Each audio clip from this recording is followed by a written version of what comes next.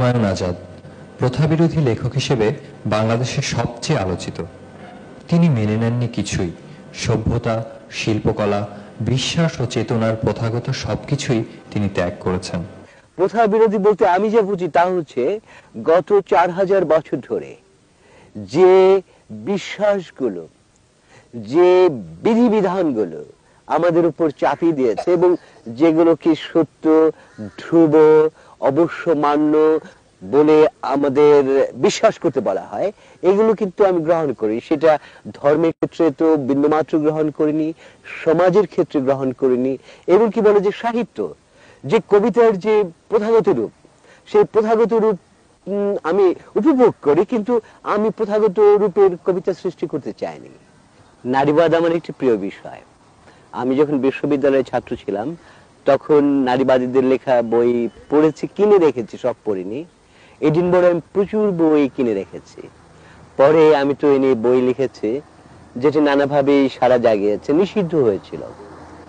নারীবাদ, আমি পেশাদার নারীবাদী নই, ওই বিষয়ে আমি প্রকল্প করি না, কিন্তু আমি এটিকে গুরুত্বপূর্ণ বলে মনে করি এই জন্য যে গত এই 20 শতাব্দীতে বলা যায় নারীবাদীরা যে অসামান্য মৌলিক চিন্তা করেছেন এই সমাজ সভ্যতা সম্পর্কে, পুরুষেরা ততটা মৌলিক চিন্তা করেনি। তাদের চিন্তা অত্যন্ত মৌলিক এবং বলা যাক এই প্রথাগত সমাজকে ভেঙে নতুন সমাজ গড়ার জন্য।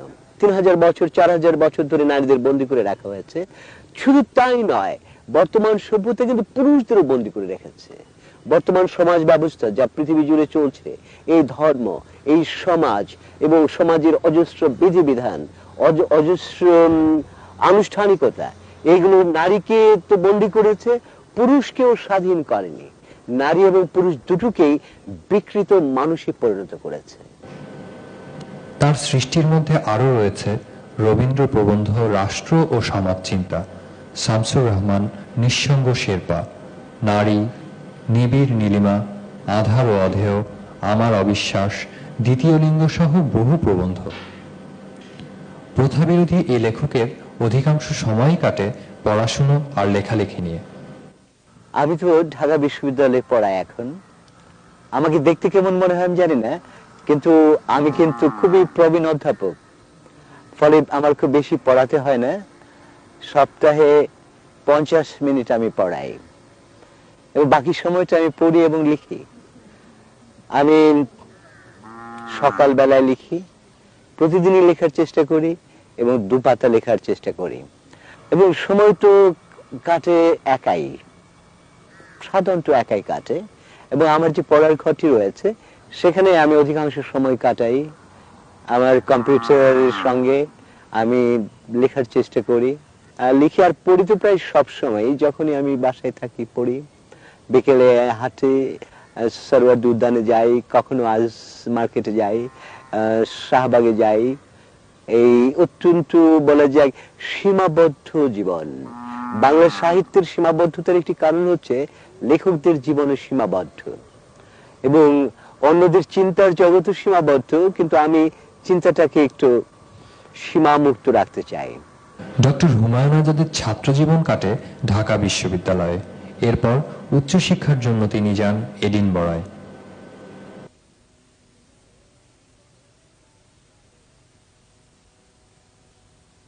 আমি ঢাকা বিশ্ববিদ্যালয়ে পড়েছি, আমি এডিনবরা বিশ্ববিদ্যালয়ে পড়েছি। 3 বছর আমি এডিনবরায় ছিলাম। এমন একটি বিদ্যা পড়তে গিয়েছিলাম যে বিদ্যা সম্পর্কে আমার কোনো আগেই ধারণাই ছিল না, ভাষা বিজ্ঞান।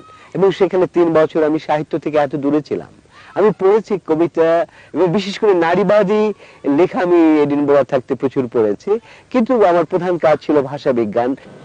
তার ভাষাবিজ্ঞান বিষয়ক গ্রন্থগুলোর মধ্যে রয়েছে প্রোনোমিনালাইজেশন ইন বেঙ্গলি, বাংলা ভাষার শত্রুমিত্র, বাক্যতত্ত্ব, বাংলা ভাষা প্রথম ও দ্বিতীয় খণ্ড, তুলনামূলক ও ঐতিহাসিক ভাষাবিজ্ঞান সহ আরও কিছু গ্রন্থ। ডক্টর হুমায়ুন আজাদের পরিচয় যেমন প্রথাবিরোধী লেখক বা সমালোচক হিসেবে, তেমনিভাবেই তিনি পরিচিত কবি, ঔপন্যাসিক, প্রাবন্ধিক, দার্শনিক ও কিশোর সাহিত্যিক হিসেবে। বহুমুখী প্রতিভায় অদ্বিতীয় এ বহুমাত্রিক লেখকের জন্ম বিক্রমপুরের রাড়ীখাল গ্রামে, বাংলা 1354 14ই বৈশাখ। এই বাড়িতে, এই গ্রামে আমি জন্মেছিলাম 54 বছর আগে। তখন এমন ছিল না, আমাদের বাড়িঘর সব বদলে গেছে। এখানে অন্যরকম ঘর ছিল। আমি ওইদিকে একটি ঘরে বসে পড়তাম, একাই পড়তাম। অবশ্যই ঘর বারবার বদলেছে। এখন আমার গ্রামই বদলে গেছে। যেমন ওইদিকে ছিল গভীর জঙ্গল, আমরা বলতাম চান্দার আড়া। আড়া অর্থ বোধহয় জঙ্গল। তারপর এইদিকে আমাদের একটি ছোট্ট কবর আছে। এখানে 3 জন আছেন, আমার দাদা, দাদি এবং আমার বাবাও রয়েছেন। এবং ছেলেবেলায় আমার একটি বড় অভিজ্ঞতা ঘটেছিল এই কবরেই। একদিন সন্ধ্যায়, এটা আমাদের বাড়ির পেছনের দিকে ছিল, যে বেলি ফুল ফুটে সমস্ত এলাকা সাদা হয়ে আছে। আমরা অবশ্যই বেলি ফুলকে বলি কড়ি ফুল। আমি অনেকদিন বেলি ফুল কাকে বলে জানতাম না, কড়ি ফুলই জানতাম। এবং এই বাড়ির সঙ্গে আমার সমস্ত কিছু জড়িয়ে আছে। এই খেজুর গাছ আমার ছেলেবেলায় ছিল অত্যন্ত প্রিয় এই গাছটি আমার, কারণ এই রস খেয়েছি। এমনকি দিনের বেলায় যে রস পড়ে তাকে ঝরা বলে আমাদের এলাকায়, সেটা আমাদের খুব প্রিয় ব্যাপার ছিল। আমাদের চারপাশ তখন, যখন ছোট ছিলাম, তখন ভয়ে ভরা ছিল। এই মা বলতো ওদিকে যাবে না, বাবা বলতো ওদিকে যাবে না, ওদিকে ভূত রয়েছে, ওইদিকে প্রেত রয়েছে।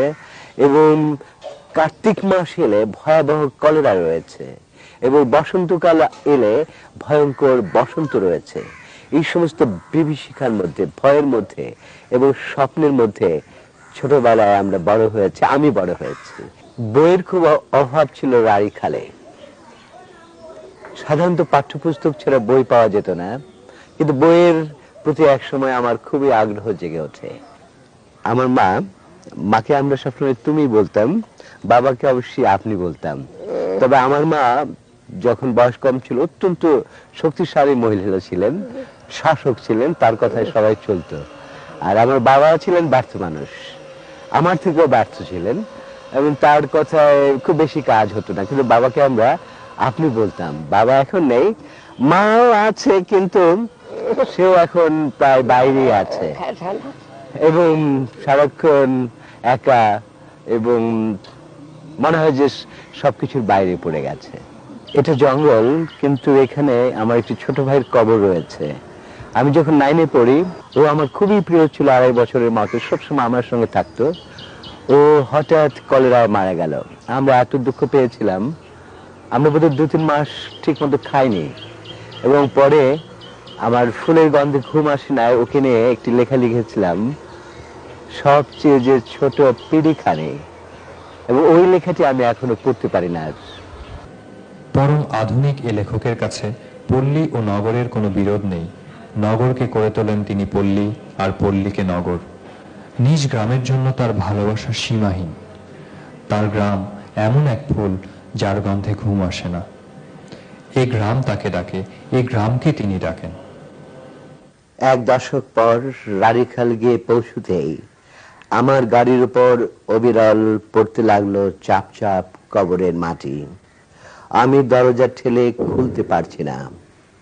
আমার 5 বছরের পুত্র যেই প্রথম এসেছে রাড়ীখালে, নিজের বাড়িতে লাফিয়ে নামলো।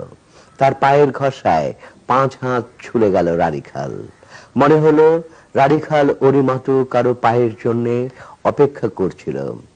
আমার মেয়েরা কলকল ঝলমল করে তাদের অচেনা রাড়ীখালকে এক ঝাঁক শালিকের মতো মাতিয়ে তুলল। 2টি পাখি ফিরে পেয়ে রাড়ীখাল ডাল মেলতে লাগলো দিকে দিকে। একটা অরণ্যের সূচনা ঘটল। আমি শুধু একলা গাড়িতে চাপা পড়তে লাগলাম চাপ চাপ মাটির গভীরে। বহু কবিতার বই রয়েছে তার। অলৌকিক স্টিমার, জলচিতাবাগ, সবকিছু নষ্টদের অধিকারে যাবে, কাফনে মোড়া অশ্রুবিন্দু, কাব্য সংগ্রহ প্রভৃতি।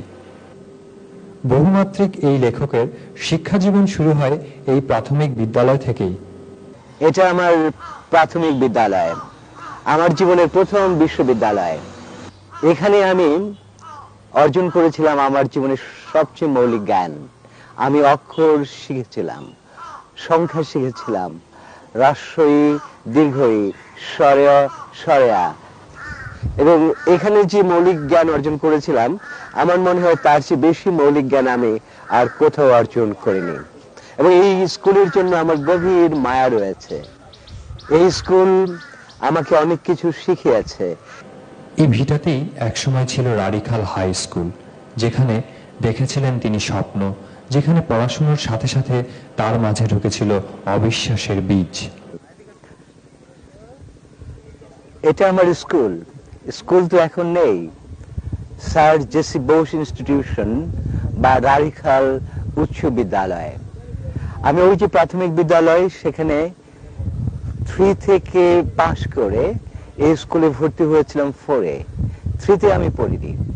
এবং এই স্কুলে কখন ভর্তি হব এটা একটি বড় স্বপ্ন ছিল। এখানে দীর্ঘ টিনের ঘর ছিল এবং দুভাগে ভাগ করা।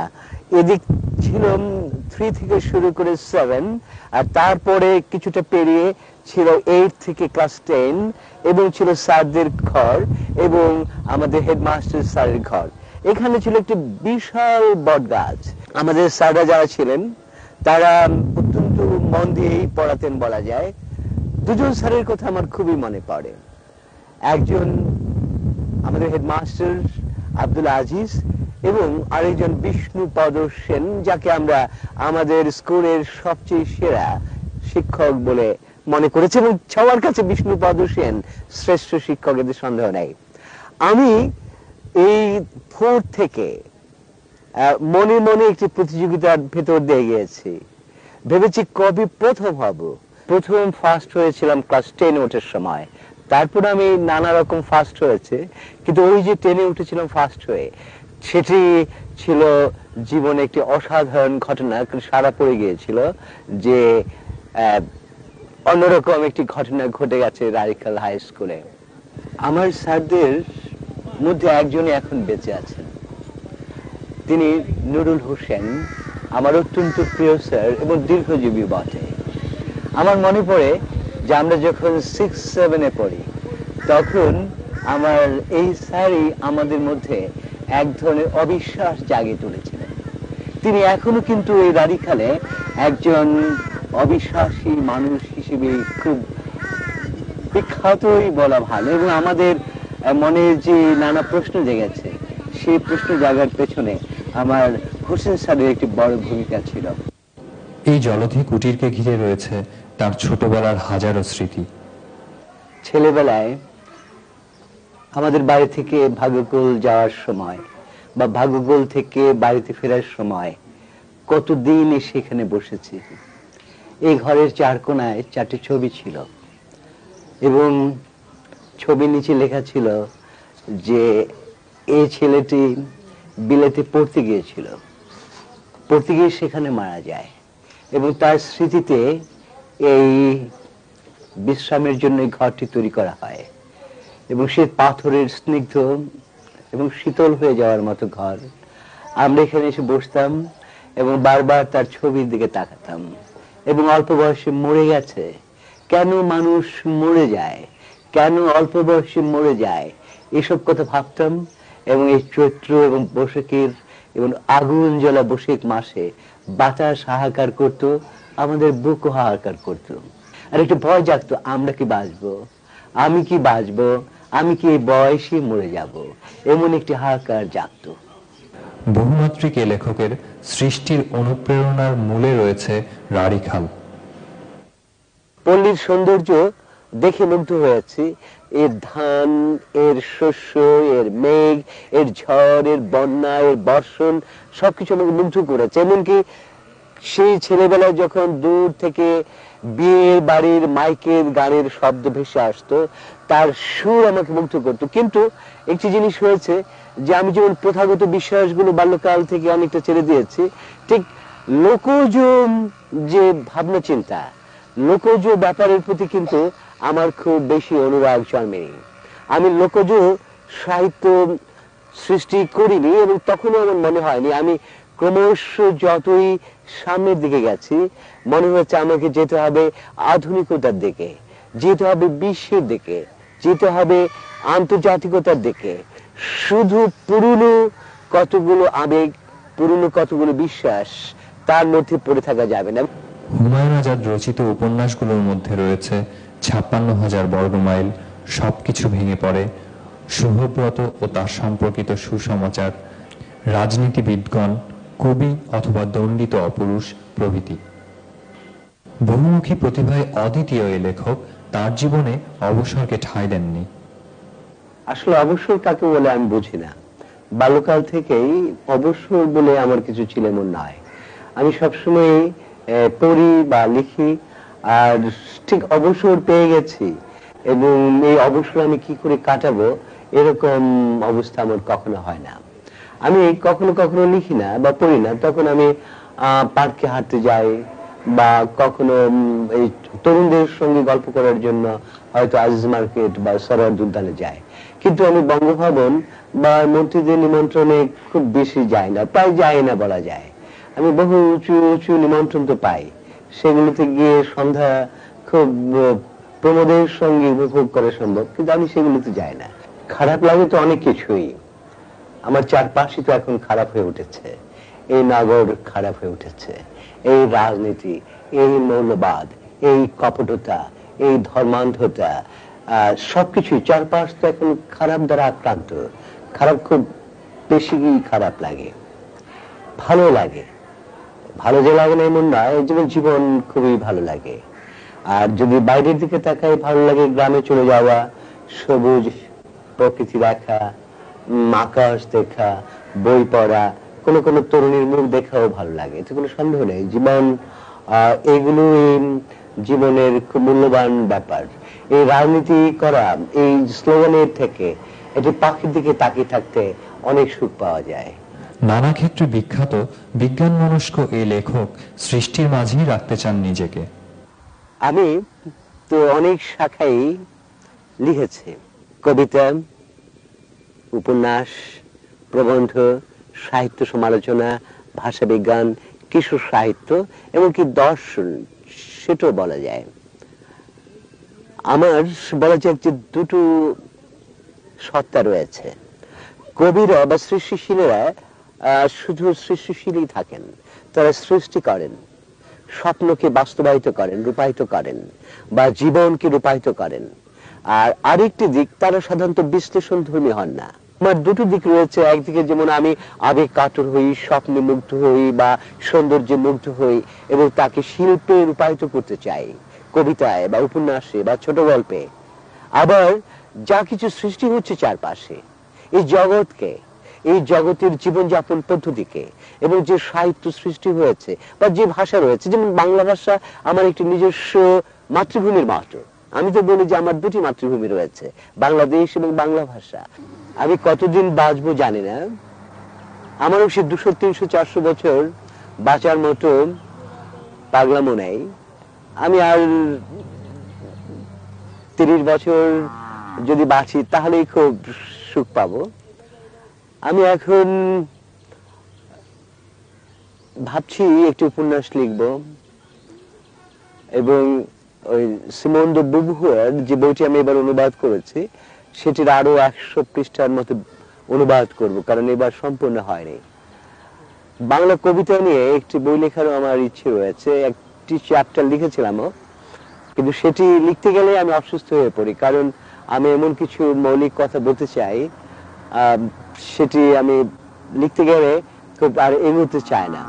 এবং ভবিষ্যতে যদি বেঁচে থাকি এবং সক্রিয় থাকি, তাহলে লিখব, লেখা থামবে না। সবকিছুর পরও তার মন পড়ে থাকে গ্রামে। বারবার তিনি ফিরে আসেন রাড়ীখালে, কারণ এখান থেকেই তার শুরু। বহুদিন পর আমি এসে এখানে দাঁড়ালাম। আমার সামনে এখন 100 বর্গ কিলোমিটার জুড়ে উদ্দাম সবুজ। আমি একে চিনি এবং চিনতে পারি না। কবছর হলো এখানে দাঁড়াইনি আমি, 10, 12, 20 না 25, হিসেব করতে আমার ইচ্ছা হয় না। উগ্র চৈত্রে আমি দাঁড়াই একটি অচেনা গাছের সবুজ ছায়ায়।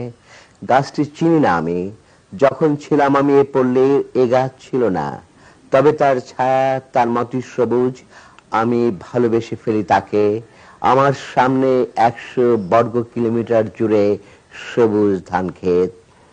যখন ছিলাম আমি এ মাটির, যখন ছিলাম আমি এ জলের, তখন নিবিড় সম্পর্ক ছিল এসব জমির সাথে এক বালকের। কতবার সে বালক দাঁড়িয়েছে এইখানে, চোখ ভরে দেখেছে সুন্দর, বুক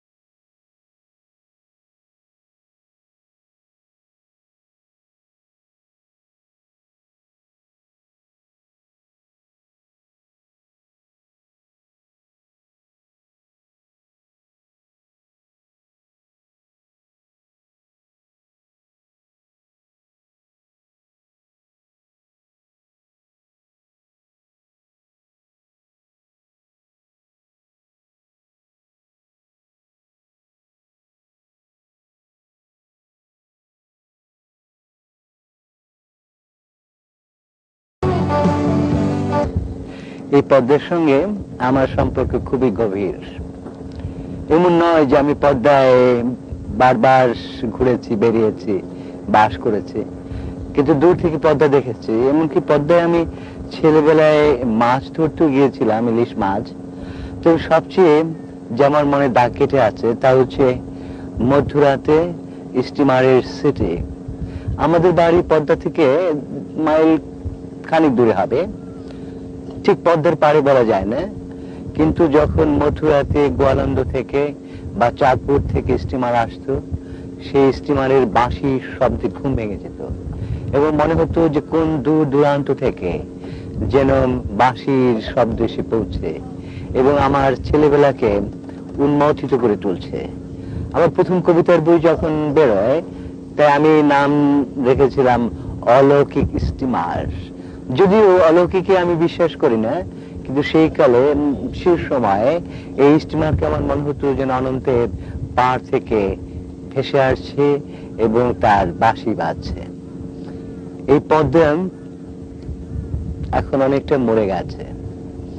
পদ্মা থেকে অনেক খাল বেরিয়ে আমাদের বিলে চলে গিয়েছিল, সেই খালগুলো বন্ধ হয়ে গেছে, ফলে বিলে আর পলিমাটি যায় না, সেই মাছের উৎসবও নেই।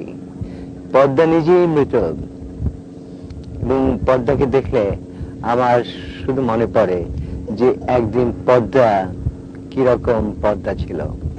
বলতেন, সবসময় বলতেন পড় পড় পড়, এবং এক সময় পড়া আমার মনের মধ্যে ঢুকে যায়। আমার নিজের পাঠ্য বই এবং উপরের শ্রেণীর বাংলা এবং ইংরেজি পাঠ্য বই আমি অনেক পড়েছি। পরে আমাদের গ্রামে বড়রা একটি ক্লাব করেছিলেন, সেখানে কিছু উপন্যাস পাওয়া যেত এবং আমি প্রথম যে উপন্যাসটি পড়েছিলাম তার নাম আনোয়ারা। অবশ্যই আমি শেষ করতে পারিনি, কারণ উপন্যাস অত্যন্ত আপত্তিকর এবং আমার বাবা ভাবতেন বই মাত্র হচ্ছে পাঠ্য বই, ফলে উপন্যাস পড়লে ছেলেরা খারাপ হয়ে যায়। এবং আনোয়ারা যখন আমি অর্ধেক শেষ করেছি, যখন অত্যন্ত আবেগের মধ্যে রয়েছে, তখন আমার বাবা বইটি আমার হাত থেকে নিয়ে নেয় এবং সেই আনোয়ারা পড়া আমার আর শেষ হয়নি। এবং উপন্যাস পাঠের এই মধুর বিষাদ ভরা অভিজ্ঞতা আমার মধ্যে রয়েছে।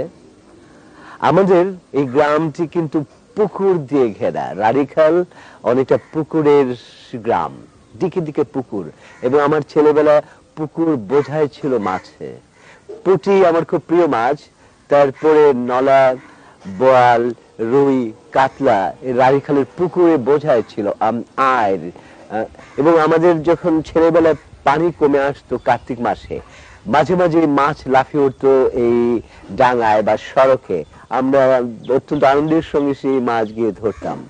এবং অন্ধকারও নামতো এবং সন্ধ্যার পর তো ভয়ের মধ্যে আমরা ঘরে ঢুকতাম। রানীখালে ফুল ছিল দুটোই, একটি বন্যা ফুল আর একটি কচুরি ফুল, এবং এই দুটো আমার খুবই প্রিয় এবং পছন্দ। আমি এখনো বন্যা গাছ দেখলে তার ধবধবে সাদা ফুলের দিকে তাকিয়ে থেকে যে সুখ পাই, গোলাপের দিকে তাকিয়ে সে সুখ পাই না। এবং পৃথিবীর সবচেয়ে সুন্দর, সবচেয়ে রূপসী ফুল বলে মনে হয় আমার কচুরি ফুল। এবং আমি মুগ্ধ ছিলাম, এবং আমার ছেলেবেলায় চারপাশে যেভাবে কচুরি ফুল ফুটতো তাতে আমার বুক এখনো ভরে আছে।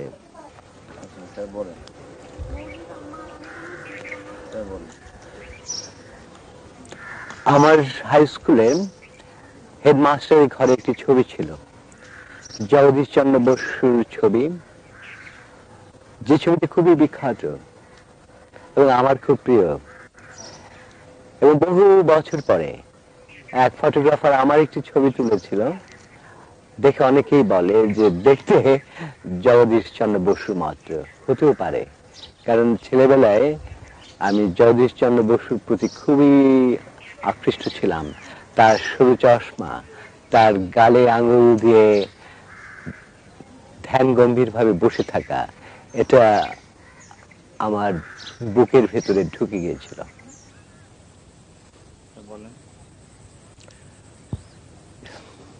এটি আড়িয়ল বিল, এবং এটা আমার জীবনের খুব বড় জায়গা দখল করে আছে।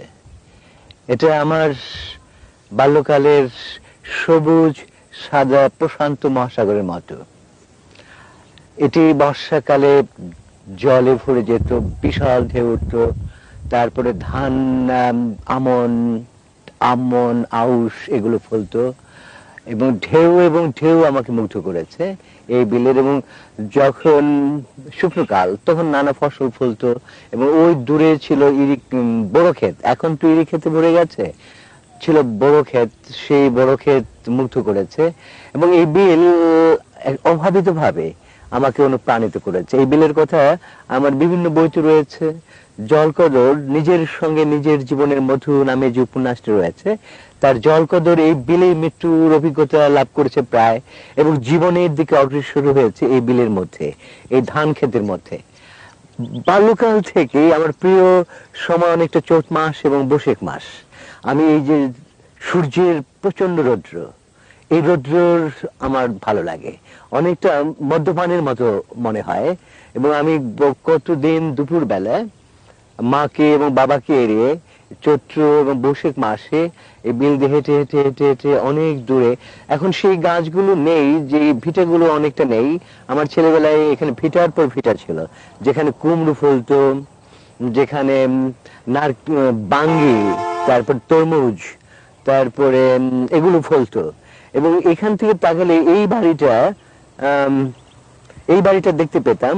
এটাও একটি প্রাচীন ধনীদের বাড়ি, তাদের বাড়ির যে উঁচু দালানের চুরু দেখা যেত, এটাও কতদিন স্বপ্ন জাগিয়েছে। এবং এখন যে বাড়িঘরগুলো এখানে দেখা যায়, এগুলো আমার ছেলেবেলায় ছিল না। এরপরে ছিল যদুবাবুর বাড়ি, সেই বাড়িটাও আমাদের এক স্বপ্নের বাড়ি ছেলেবেলার। কিন্তু এই বিল, এর বিশাল ঢেউ এবং এর যে ধান, এবং বৈশাখ মাসে এর যে বিভিন্ন রং, এটা আমার মনের মধ্যে রয়েছে। এবং প্রশান্ত মহাসাগরের থেকেও এটি আমার কাছে অনেক বেশি তাৎপর্যপূর্ণ, এবং এটা আমাকে বিকশিত করেছে নানাভাবে, এবং আমার বিভিন্ন বইয়ের মধ্যে এটি রয়েছে। এবং এই বিলের বিশেষ করে রৌদ্রের মধ্যে, এবং আমার ছেলেবেলায় এই দূরে, এখন তো এক রং, ওই দূরে এখন গরুতে ভরা থাকতো, এবং গোধূলি যাকে বলে, সেই গোধূলির সময় যে গরুরা ফিরতো আমাদের গ্রামে, এদিক দিয়ে ফিরতো, সেই গরুরা তো এখন নেই। এখন গরুরা বাড়িতে থাকে, অস্ট্রেলিয়ান গরু বাড়িতে পাখা নিচে থাকে, এবং এখন এটি সবুজ, এবং এটি এখনো আমার বুকের মধ্যে আছে সেই আগের বিলের মতো। এবং ওই দূরে আমাদের এখানে নৌকো বাইচ হতো, নৌকো বাইচের বর্ণনা আমার একটি উপন্যাসের মধ্যে রয়েছে, যে কিভাবে কি উত্তেজনা ছড়িয়ে পড়তো আমাদের মধ্যে, শিশু কিশোরদের মধ্যে বিশেষ করে। আর এদিকে এই বাড়িটা আমার বেশ ঘনিষ্ঠ। এই বাড়িতে আমার বাল্যকালের সবচেয়ে প্রিয় যে বন্ধু, তার বাড়ি রেজি। বহু বছর দেখা হয় না, কিন্তু রেজির কথা আমার বেশ মনে পড়ে।